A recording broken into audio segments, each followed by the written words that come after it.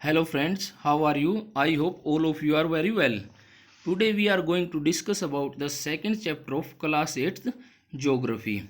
Land, soil, water, natural vegetation and the wildlife resources. In this chapter we are going to discuss about the whole chapter which is given in your NCERT book. देखिए land यानी कि भूमि, soil यानी कि मृदा, मृदा कहाँ पर पाई जाती है? भूमि पर ही पाई जाती है। जल वो यानी कि वाटर मीन्स जल। नेचुरल वेजिटेशन प्राकृतिक वनस्पति एंड वाइल्ड लाइफ वन्यजीव संसाधन, वाइल्ड लाइफ रिसोर्सेज वन्यजीव संसाधन। देखिए ये सभी क्या हमारे लिए संसाधन है। आपने पहले चैप्टर में संसाधनों के बारे में पढ़ा है और 7th क्लास में भी आप संसाधन के बारे में पढ़ के आए हैं, तो आपको संसाधन के बारे में पूरी जानकारी होगी। तो अब हम शुरू करते हैं chapter. Let's start the chapter. In a small village of Tanzania Africa Mamba gets up very early in the morning to fetch the water. देखिए जो तंजानिया है अफ्रीका महाद्वीप या अफ्रीका महादेश में एक गांव है और माम्बा कोई वहाँ पे रहने वाला लड़का है या लड़की है, तो वो सुबह जल्दी उठती है और पानी लेने जाती है। फीच वाटर यानी कि पानी लेने जाती है। She has to walk a long and way and returns after a few hours, यानी कि उसको बहुत ज़्यादा लंबा रास्ता तय करना पड़ता है और एक कुछ घंटों के बाद वापस लौट कर आती है। She has to walk a long way and returns after a few hours. She then helps her mother in the house and joins her brothers in taking care of their goats, यानी कि अपनी माता के साथ काम में हाथ बटाती है और अपने भाइयों के साथ बकरियों की देखभाल करती है। All her family owns a piece of rocky land around their small hut, यानी कि उनकी जो फैमिली है, परिवार है, उसके पास छोटा है भूमि का टुकड़ा है, वो भी कैसा है? रॉकी यानी कि चट्टानी है। मामा फादर कैन बेयरली ग्रो सम मेज and beans on their toiling hard, यानी कि जो माम्बा के पिता हैं कठिन परिश्रम करने के बाद ही कुछ मक्का यानी कि मेज होता है मक्का और बीन्स होती हैं सेम उगा पाते हैं। This is not enough to fill their family for whole year, यानी कि उनके परिवार के लिए साल भर यह पर्याप्त भी नहीं रहता है। Peter lives in the heart of the sheep rearing region in New Zealand where his family runs wool processing factory, यानी कि जो पीटर नाम का लड़का वो कहाँ पर रहता है? न्यूजीलैंड के मध्यवर्ती हर्ट यानी कि मध्यवर्ती भाग में रहता है और उसकी फैमिली क्या करती है? ऊन फैक्ट्री चलाती है।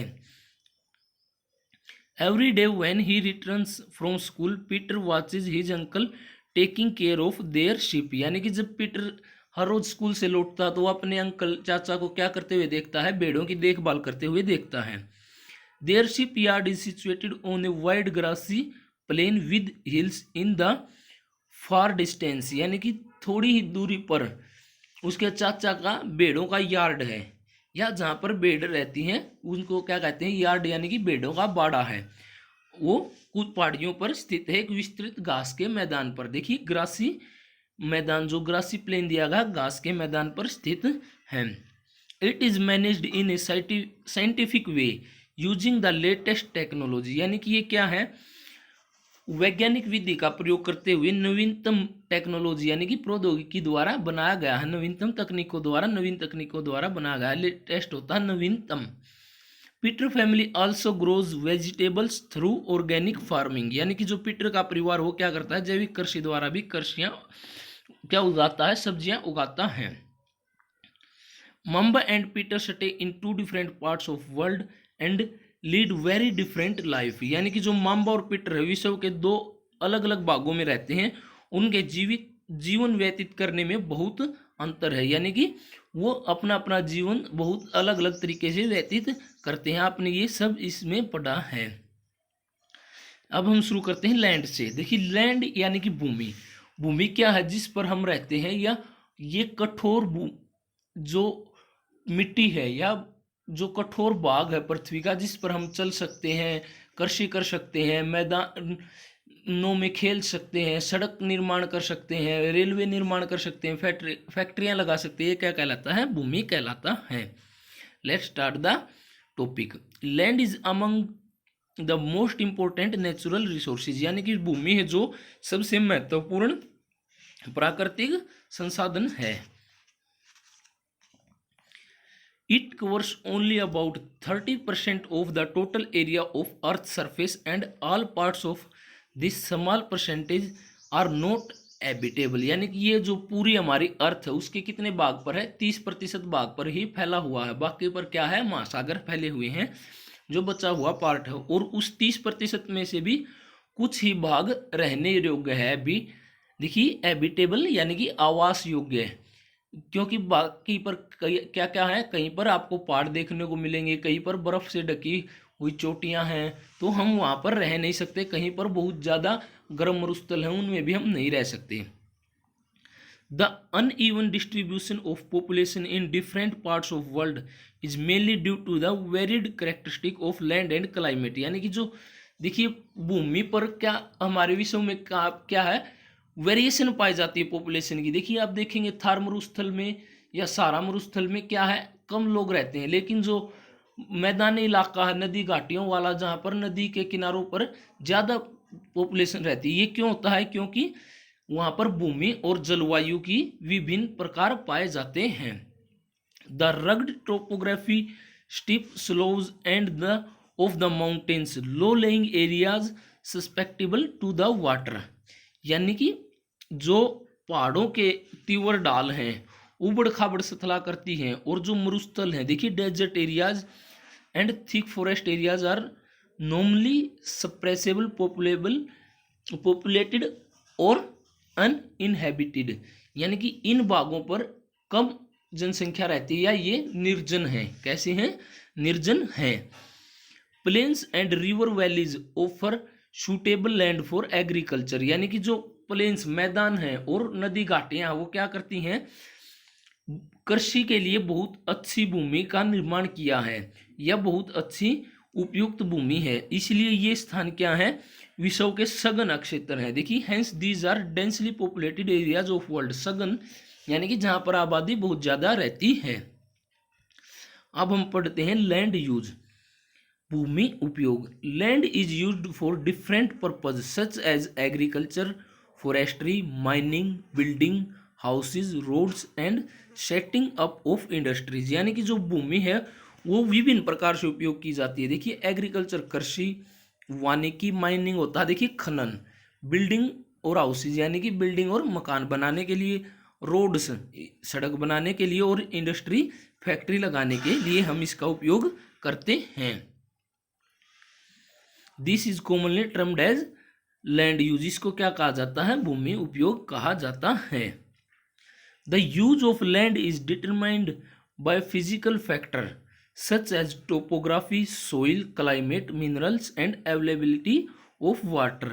देखिए जो भूमि का उपयोग है भौतिक कारकों द्वारा निर्धारित किया जाता है। भौतिक कारक कौन से होते हैं, इसमें आपको बताया गया है टोपोग्राफी यानी कि स्थलाकृति। स्थलाकृति से हमारा अभिप्राय है वहाँ पर मैदानी इलाका है, मरुस्थली इलाका है, पठारी इलाका है, या वहाँ पर उबड़ खाबड़ पर्वत है या तेज बहती हुई नदियाँ हैं।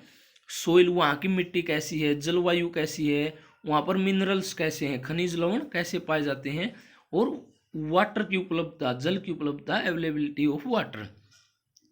Human factors such as population and technology are also important determinants of land pattern and use pattern. यानी कि देखिए क्या है, जो जनसंख्या और मानवीय कारक वो भी भूमि उपयोग के लिए महत्वपूर्ण निर्धारक हैं। देखिए अगर जनसंख्या कम होगी तो भूमि का उपयोग कम होगा, अगर बहुत ज़्यादा जनसंख्या होगी तो भूमि का उपयोग भी बहुत ज़्यादा होगा। Land can also be classified on the basis of ownership. यानी कि जो भूमि का बंटवारा किया गया वो स्वामित्व के आधार पर किया गया है। एक होती है प्राइवेट लैंड यानी कि आपकी खुद की निजी भूमि, और एक होती है कम्युनिटी लैंड यानी कि सामुदायिक भूमि। क्या उनसी सामुदायिक भूमि। और इसके बारे में आप जानते हैं कि प्राइवेट लैंड क्या होती है, जिस पर सिर्फ एक आदमी का अधिकार होता है, और कम्युनिटी यानी कि किसी समुदाय का अधिकार होता है। The community land are also called common property resource. इनको क्या कहा जाता है, देखिए कॉमन प्रॉपर्टी रिसोर्स, इसको हिंदी में क्या कहते हैं हम, साझा संपत्ति संसाधन। यानी कि सबका साझा यानी कि सबका अधिकार, सबको समान अधिकार हो वहाँ पर अपने काम करने के लिए। People and their demands are ever growing but the availability of land is limited. देखिए जो क्या है, लोगों की मांग सदैव बढ़ती है लेकिन भूमि कितनी है, लिमिटेड है, सीमित है, हम उसको घटा बढ़ा नहीं सकते हैं। The quality of land also differs from the place to place, यानी कि जो भूमि की क्वालिटी है, गुणवत्ता है, उसमें एक स्थान से दूसरे स्थान पर जाने पर अंतर पाया जाता है। देखिए अगर आप भारत में ही देखेंगे, अगर आप दक्षिण साइड में रहते हैं तो आपको पठारी भूमि मिलेगी, आप मध्य भाग में हरियाणा पंजाब यूपी में रहते हैं तो आपको कैसी भूमि देखने को, मैदानी इलाका देखने को मिलेगा, राजस्थानी भाग में आपको मरुस्थलीय इलाका देखने को मिलेगा, और आप उत्तर या पूर्व में जाएंगे तो आपको पहाड़ियाँ देखने को मिलेंगी। तो इस प्रकार जगह जगह अंतर देखने को मिलता है। और भूमि का क्या हो रहा है, विनाश भी हो रहा है। देखिए हम यहाँ से स्टार्ट करते हैं। Today the vast changes in land use pattern also reflect the cultural changes in our society. क्या है जो आज हमने क्या किया है कि जो भूमि उपयोग के कारण जो सांस्कृतिक चेंज भी हम देखने को मिलते हैं। कल्चरल चेंजेस यानी कि सांस्कृतिक बदलाव भी हमें समाज में देखने को मिलता है भूमि बदलाव के साथ साथ। Land degradation, landslide, soil erosion, desertification are major threats to the environment because of the expansion of agricultural and construction activity. देखिए क्या है, भूमि निम्नीकरण के कारण, यानी कि भूमि जिन कारणों से कम हो रही है, कौन से कारण है। देखिए जो सबसे पहला सोइल इरोजन और लैंडस्लाइड, यानी कि सोइल इरोजन होता है मृदा अपरदन, लैंडस्लाइड यानी कि भूस्खलन, डेजर्टिफिकेशन होता है मरुस्थलीकरण। देखिए जो मरुस्थल के सहारे का इलाका होता है, मान लीजिए अच्छी भूमि है लेकिन हवाओं के द्वारा बालू रेत अच्छी भूमि के ऊपर बिछा दिया जाता है तो मरुस्थल आगे बढ़ने लगता है। ये प्रमुख खतरे हैं। अब हम पढ़ते हैं कंजर्वेशन ऑफ लैंड रिसोर्सेज, यानी कि कंजर्वेशन ऑफ लैंड रिसोर्सेज से हमारा क्या अभिप्राय है कि हम भूमि को कैसे बचा सकते हैं। भूमि संसाधन का संरक्षण, इसका प्रॉपर हिंदी मीनिंग क्या होता है, भूमि संसाधन का संरक्षण। Growing population and their ever growing demand has led to a large scale destruction of forest cover and arable land and has created a fear of losing their natural resources। यानी कि क्या बताया गया है, बढ़ती जनसंख्या और इसकी बढ़ती मांगों के कारण वन और भूमि और कृषि योग्य भूमि का बड़े पैमाने पर विनाश हुआ है, यानी कि इसका खत्म हो रही है और यही खतरा पैदा होता जा रहा है। Therefore the present rate of degradation of land must be checked। इसलिए वर्तमान में विनाश की दर को रोकना आवश्यक है। अफोरेस्टेशन, देखिए अफोरेस्टेशन होता है वनारोपण, डिफोरेस्टेशन होता है वनों का कटाव, अफोरेस्टेशन होता है वनों को लगाना या वनारोपण। लैंड रिक्लेमिनेशन, लैंड रिक्लेमिनेशन होता है भूमि उद्धार। Regulated use of chemical pesticides, यानी कि रासायनिक कीटनाशकों का और उर्वरकों का कम प्रयोग करना। इन मेथडों द्वारा हम क्या कर सकते हैं, भूमि का बचाव कर सकते हैं। हमारे जो भूमि रिसोर्स है या हम कह सकते हैं भूमि संसाधन है, इसका बचाव कर सकते हैं। अब हम पढ़ते हैं सोइल। सोइल यानी कि मिट्टी या मृदा। The thin layer of granny substance covering the surface of earth is called soil. इसको क्या कहते हैं, पृथ्वी की सतह पर जो दानेदार आवरण की पतली परत पाई जाती है वो क्या कहलाती है, मृदा कहलाती है। देखिए ग्रेनी का क्या मीनिंग होता है, दानेदार, वो क्या कहलाती है, मिट्टी या मृदा कहलाती है। It is closely linked to the land. ये किस चीज से जुड़ी हुई है, भूमि से निकटता से जुड़ी हुई है, क्योंकि मिट्टी को ही हम भूमि कहते हैं, भूमि को ही मिट्टी कहते हैं। इसमें बिल्कुल बहुत ही कम फर्क है। या भूमि किस चीज़ से बनी हुई है, मिट्टी से ही बनी हुई है। और मिट्टी किस चीज़ से बनती है, भूमि से ही बनती है, या भूमि से ही हमें मिलती है या उसके ऊपर हमें मिलती है। Land forms determine the type of soil, यानी कि जो भू करती हैं या सथल रूप हैं वो क्या करते हैं, मृदा के प्रकार को निर्धारित करते हैं। देखिए मृदा भी कई प्रकार की होती है, जैसे जलोढ़ मृदा, काली मृदा, लाल मृदा, ये मिट्टी के प्रकार हैं। तो उनको क्या करते हैं, सथल रूप निर्धारित करते हैं। Soil is made up of organic matter, minerals, and weathered rock found on the earth. देखिए जो मृदा किस चीज से बनी होती है, चट्टानों से प्राप्त खनिजों और जैव पदार्थों से बनी होती है। This happens through the process of weathering. ये किस प्रोसेस द्वारा बनती है, अपक्षय की प्रक्रिया द्वारा। वेदरिंग का हिंदी मीनिंग क्या होता है, अपक्षय प्रक्रिया द्वारा बनती है। The right mix of minerals and organic matter make the soil fertile. यानी कि जो खनिजों का और जैव पदार्थों का सही मिश्रण ही मृदा को क्या बनाता है, उपजाऊ बनाता है। सोइल फर्टाइल यानी कि उपजाऊ बनाता है। देखिए यहाँ पर एक लैंडस्लाइड यानी कि भूस्खलन का दृश्य दिखाया गया है। आपको यहाँ पर इस मैप में दिखाया गया है जो लैंडस्लाइड है, भूस्खलन का दृश्य, एक केस स्टडी, आप इसको खुद पढ़ें। अब हम नेक्स्ट पढ़ते हैं फैक्टर ऑफ सोइल फॉर्मेशन, यानी कि मृदा निर्माण के कारक। मिट्टी कैसे बनती है, आइए हम शुरू करते हैं। The major factor of soil formation are the nature of parent rock and climate factors. यानी कि मृदा निर्माण में जो मुख्य कारक है वो क्या है, जनक सेल। देखिए जनक सेल and climate factor. Parent rock means होता है जनक सेल एंड क्लाइमेट फैक्टर होता है जलवायु है कारक, जलवायु कारक। उनके द्वारा क्या होता है, मृदा बनती है। Other factor are the topography, role of organic material and time taken for the composition of soil formation. जो अन्य कारक है वो क्या है, स्थलाकृति, जैव पदार्थों की भूमिका और मृदा निर्माण में लगने वाला समय, यानी कि समय भी एक मुख्य कारक है। All this differ from place to place, यानी कि ये एक स्थान से दूसरे स्थान पर डिफरेंट पाए जाते हैं। आज हम देखिए यहीं तक करेंगे, कल हम शुरू करेंगे degradation of soil and conservation measures, यानी कि इसके बारे में हम नेक्स्ट क्लास में पढ़ेंगे।